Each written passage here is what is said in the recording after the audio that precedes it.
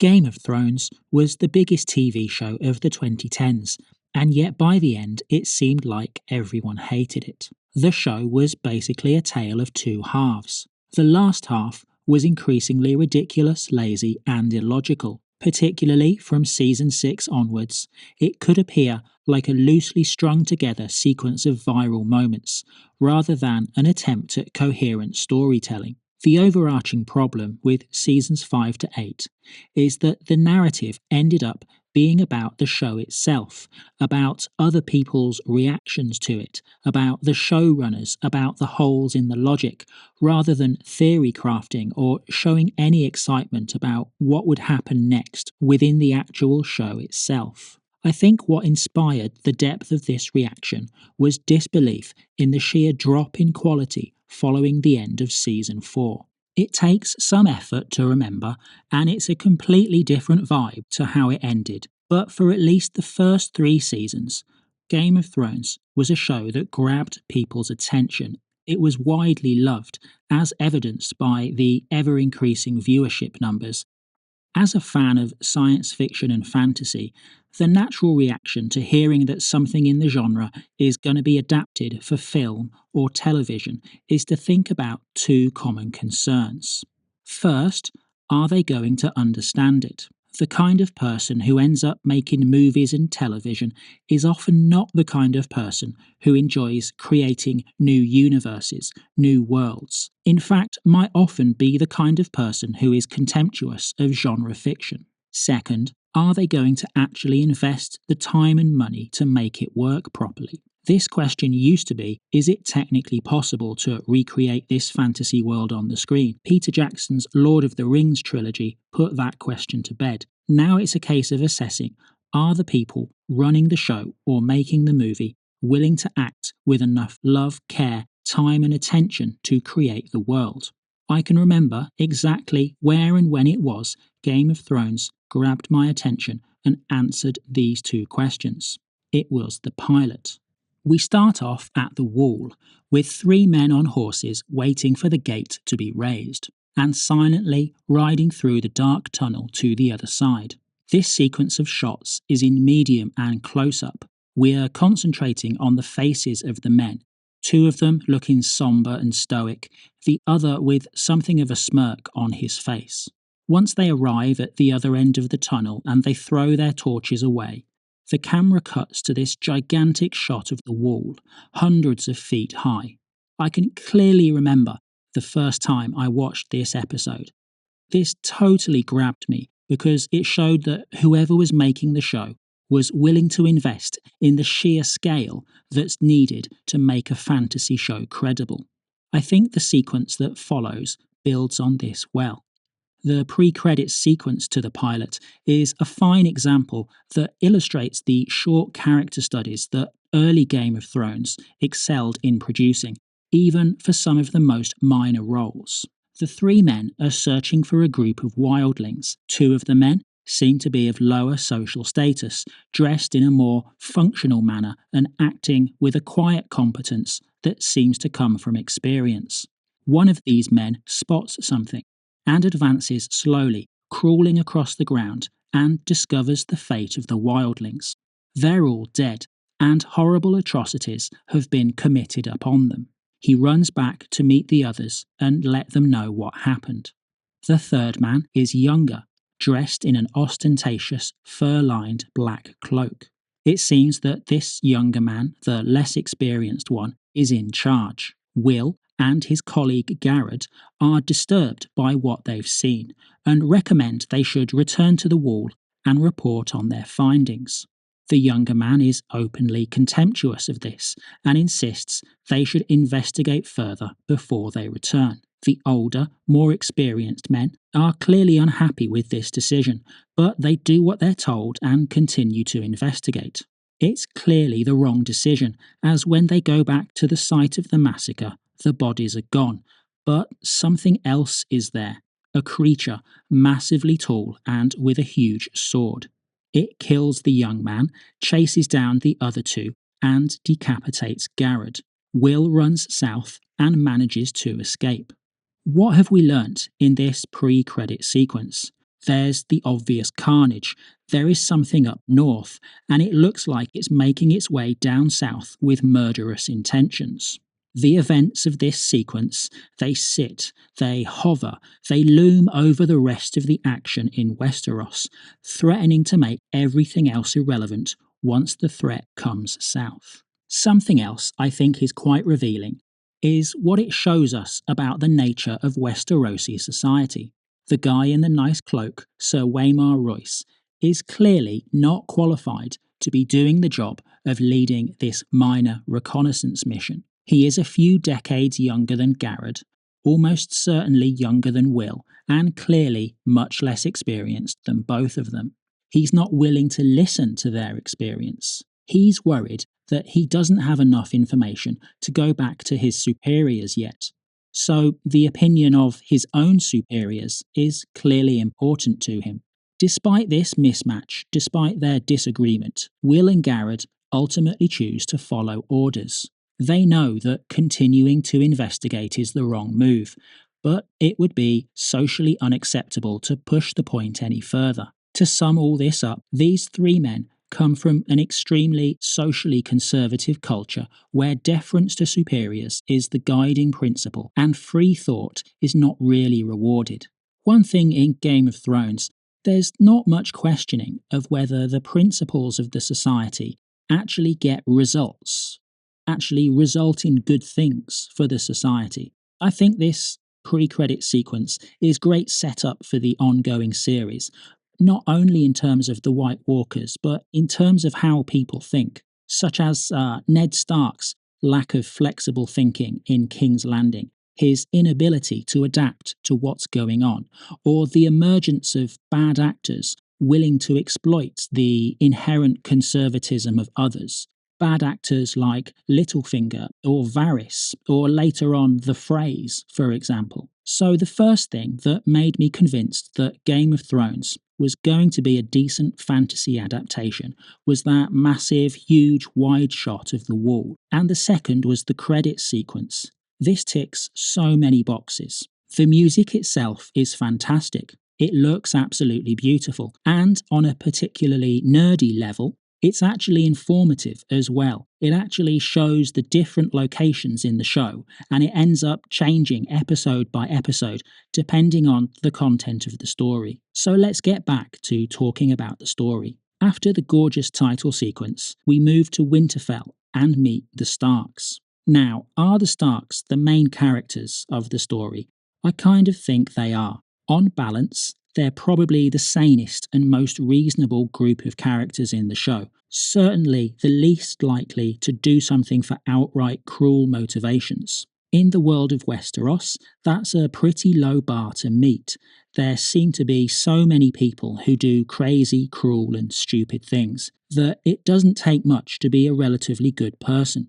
However, it is difficult to try and be good in this world, and at the same time protect yourself from being exploited by others. This is a balance the Starks struggle to get right. In the castle itself, we get a quick scene that shows us a little bit about each member of the family. It's very efficient, and not a line seems to be wasted. We learn that Bran is struggling with learning archery, but Jon and Robb are there to offer him advice and kind words. Eldest daughter Sansa, on the other hand, is having success at the skill that she is learning, needlework. The other daughter, Arya, is bored by needlework and shows that she has the archery skills that her brother lacks.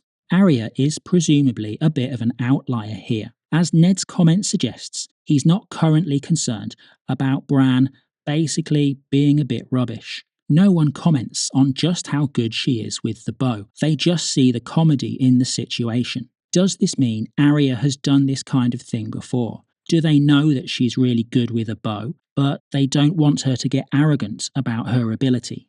Whatever the case is, the whole situation around the archery makes the Starks look like a relatively healthy bunch in terms of how they interact with each other. Disagreement and a sign of discord within the family only enters the situation when Ned and Catelyn receive news of a deserter from the Night's Watch. This is Will, who escaped south of the Wall and was quickly captured. Ned decides that Bran will come along for what's going to happen next, and Kat disagrees, saying that he's too young. Ned acknowledges her opinion, but disagrees with her. As they all prepare to leave, Kat looks angrily at Jon. At his execution, Will explains what he saw. He explains it as best as he can, muttering slightly, somewhat incoherent. I saw the White Walkers, he says, naming the creature that killed his colleagues. Ned doesn't respond to this, and I guess this is the conservatism of Westerosi culture again. In a later scene, we see Ned discussing the execution and Will's comments with his brother Benjen, another member of the Night's Watch, who knew the executed man. Ned knows the stories of the White Walkers. Everyone knows the stories of the White Walkers. But he wasn't interested enough to question Will about what he saw.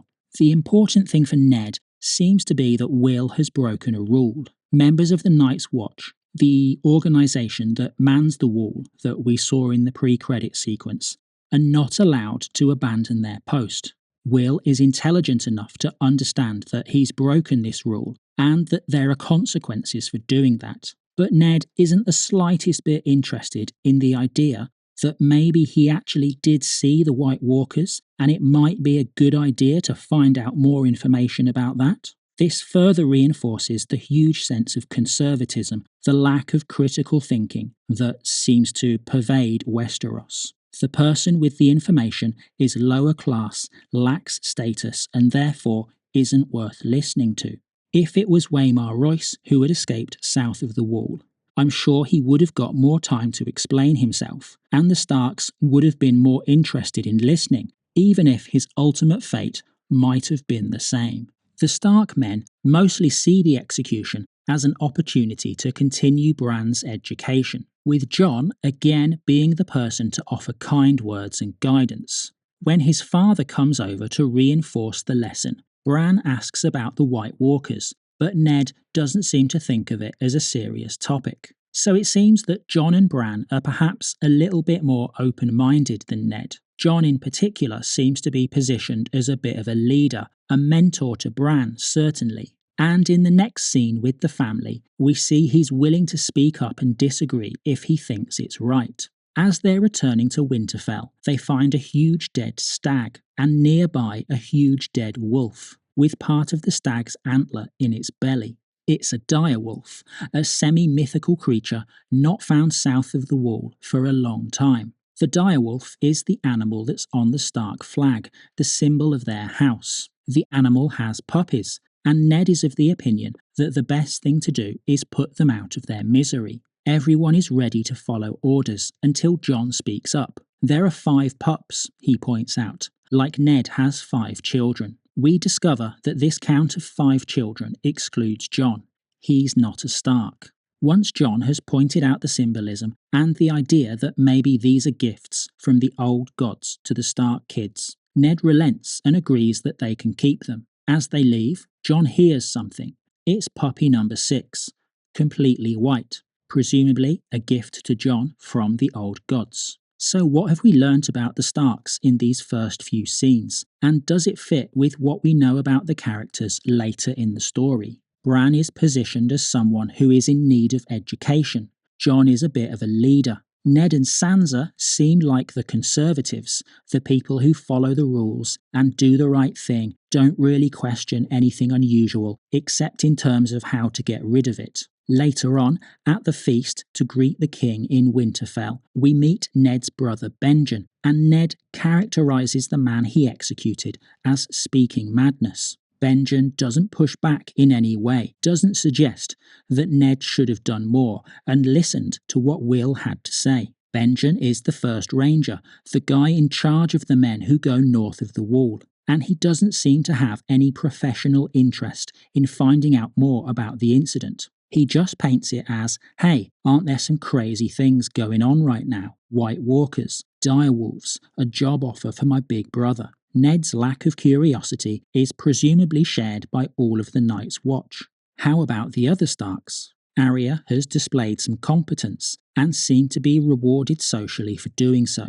Catelyn has made just a couple of choices. Once she disagreed with her husband, and then she chose to show some negative emotion, some anger towards Jon. Another story thread in Winter is Coming, the thread which interrupts this introduction to the North, is who will be the Hand of the King. Basically, the guy who runs the Seven Kingdoms on a day-to-day basis on behalf of the monarch. After the scene with the direwolves, we move to King's Landing, the capital of the Seven Kingdoms, where we see the Hand of the King, Jon Arryn, is dead. Cersei Lannister, Queen of the Seven Kingdoms, looks on as his body is prepared for burial.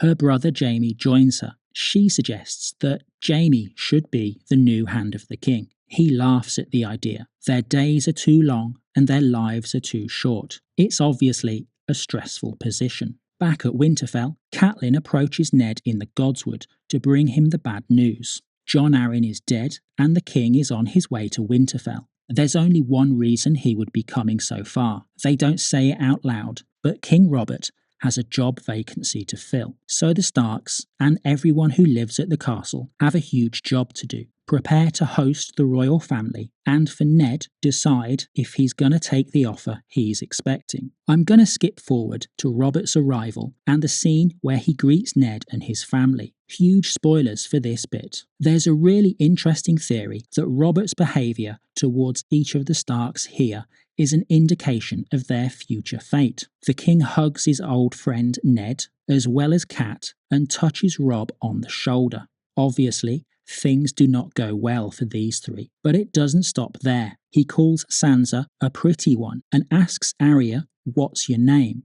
indicating that Sansa's story will be a more conventional one in terms of Westerosi culture, while the comment to Arya prefaces her journey to becoming no one with the Faceless Men. To Bran, he says, "Show us your muscles. You'll be a soldier," which in terms of his future is a bit less clear. Bran loses the use of his legs, so his muscles will be thinner and weaker than the average person. Definitely not those of a soldier. Is this a suggestion that he will be a soldier for Bloodraven or for the old gods somehow? In the TV show, he does not end up as a soldier particularly, but to be honest, I think looking for coherence and logic from the later seasons of the show is expecting too much. Robert demands to go down to the crypts immediately. He doesn't say why, but everyone seems to know, including his wife, who says surely the dead can wait. He won't be persuaded and goes down there with Ned. They look at a statue of Ned's sister Lyanna,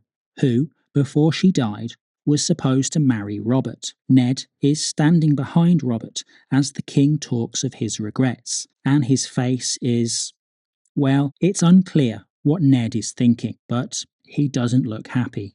They move on to discuss Jon Arryn, the circumstances of his death and how they both loved him. Robert reveals the reason for his visit, and it's exactly what Ned was expecting. He wants Ned to run the kingdom for him, to take care of the day-to-day stuff, and frankly, everything else as well, while Robert continues on the path of self-destruction that he's chosen. While they didn't get the chance to be brothers-in-law, because Ned's sister died, they can still join their families by marrying Robert's son to Ned's daughter. Later on, after the feast, Cat and Ned discuss the offer in private. Ned has no interest in going down south, and Cat is inclined to agree. It's clear that both of them are concerned that it's not a stable situation, that Robert's physical condition, his deterioration, is probably a reflection of the condition of King's Landing and the realm itself.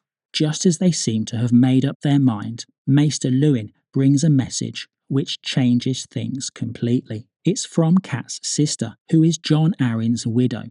Cat reads the letter, then throws it in the fire before telling them her sister has left King's Landing and gone home because she believes her husband was murdered by the Lannisters. This changes the tone of the conversation immediately. Ned and Maester Luwin see the threat to Robert. Ned will need to accept the job, go south and protect his friend. Despite what her sister says, Kat remains unconvinced and reminds Ned that his father and brother rode south once on a king's demand. Next morning, as they prepare to go hunting, we see that Ned has already spoken to the king and accepted the job. Robert thanks him and says Ned is his last friend. Let's talk a bit more about those Lannisters. Back in the scene where we first meet them, where Cersei and Jaime are watching Jon Arryn being prepared for burial, Cersei asks, what if he told someone? Whatever it is, Jaime seems not bothered. When they arrive at Winterfell, Cersei doesn't seem particularly happy to meet the Starks, and is polite but definitely unhappy that Robert demands to immediately visit the crypt. To be fair, the Starks seem to understand and find this uncomfortable as well, at least in terms of Cersei's presence. At the feast, we see why Cersei might have reason to have developed this brittle persona. The Queen and Lady Stark look on as King Robert flirts with and gets his hands on another woman, a well-built serving woman. It looks like an enthusiastically consensual encounter. I guess this combines what we discover are three of Robert's favourite things: food, drink and women. The shot of Catelyn and Cersei watching this happen is hilarious. Catelyn looks embarrassed, probably because this is far removed from the way her own marriage seems to work, while Cersei's face is hard and stoic, like this is just another day, and as much as she might dislike it, she's seen this often enough, so it's not a surprise. It appears that she's stuck in an unhappy marriage, but in her position, she can't really do much about it. Jaime has a similar world-weary cynicism, but he seems freer to carry it with a bit more of a smile. I guess there's a little less need for him to perform socially. We see him indulge his brother Tyrion by accepting Tyrion's, how can I put this, indulgent nature by helping him further indulge. At the feast itself, Jaime even takes time to casually try and intimidate Ned, with whom he seems to have a bit of a history. After the twins, the other Lannister we meet in this episode is their younger brother Tyrion. When we meet him, Tyrion is indulging his desires with the help of people he pays to achieve that. This indulgence is what makes him absent from the scene where Robert arrives at Winterfell, to the annoyance of both his sister and Arya Stark. Later on, we see Tyrion is also reluctant to attend the feast, loitering outside and choosing instead to have a chat with Jon Snow, Ned Stark's bastard, as Tyrion says plainly to him. Jon reacts to this directness with great discomfort. It seems like he's not used to having this spoken to him so directly. Tyrion seems to speak to most people plainly and directly, judging by his later conversation with the Hound. The next morning, after the feast, the Hound and Tyrion compare how the previous evening went for them. For me, the notable thing here is that the Hound calls Tyrion Imp to his face, Imp being the name that Arya used for him. It seems that Tyrion can take it as well as dish it out, which is a good thing. And to finish out the Lannister storyline, I'll talk about the last scene of the episode, which, if you've not seen it before, contains a pretty big spoiler, so I'll put a timestamp of where to skip to if you haven't seen the episode. Back in the scene where we meet Jaime and Cersei for the first time, I mentioned that Cersei asked Jaime, what if Jon Arryn told someone? And in the final scene, we see the secret they are concerned about. The Lannister twins, the Golden Lions, are committing incest with each other. Not only does the viewer see it, Bran Stark, who has a habit of climbing all around the castle, hears a bit of moaning and grunting and comes face to face with Jaime and Cersei at the same time. This is obviously a bit of a disaster, and Jaime's response is to push Bran out of the window. It's a really exciting and unexpected end to an episode that otherwise concentrates on establishing characters. Obviously, it's a pilot episode, it should be establishing characters, I mean that this is a nice way to push things forward or push a character out of a window to get us coming back for the next episode. So I've looked at the threat from the north, the Starks, the Hand of the King, and the Lannisters. The final storyline in Winter is Coming is the dragons, the Targaryens, Viserys and his younger sister Daenerys. Thanks to the excellent title sequence, we know that these two characters are on a different continent, physically separated from the rest of our story by a long distance. Rather than the grey, green, and damp that the rest of the episode takes place in, the city of Pentos is a bright, Mediterranean-looking backdrop for these exiles, these two surviving children of the king that Robert defeated to take the throne. The elder sibling and the heir to the Targaryen claim is Viserys, and he has a plan. This involves his younger sister marrying Khal Drogo, a Dothraki warlord at the head of an army of tens of thousands, and using that army to retake his throne. Daenerys doesn't get any choice in this, and Viserys very much sees his younger sister as an instrument to achieve his military and political ends. She appears somewhat resigned to this and goes along with everything that her brother and husband say. What do I like about this storyline? Harry Lloyd is extremely good as Viserys, technically a king in exile. If he's anything like his dead father, it's understandable why his family lost the Iron Throne. The whole Dothraki culture looks well thought out on first impression, but we don't get as much detail on it as we do on the Westerosi part. In Winter is Coming, we mostly just see that this part of the world exists, and it's really just a slow burn that emerges over the next few episodes. Over in Winterfell, there's enough time given to introduce the different storylines and then to some degree weave them together. So while Harry Lloyd is the standout, at least in this first episode, certainly we get some good moments, like the discovery that no Dothraki wedding is complete without a few deaths, which is still funny no matter how many times I think about it. Ian Glenn manages to suggest the neediness of Jorah Mormont in just a few lines. The exile from Westeros, looking for a job, maybe a place to belong that might even take him home one day. Emilia Clarke does well as the downtrodden younger sister. So that is Winter is Coming, the pilot episode of Game of Thrones. However much the later seasons of the series deteriorated in quality, this is a fantastic opening and a fair representation of just how good the first 3 or 4 seasons really were. Thanks for watching.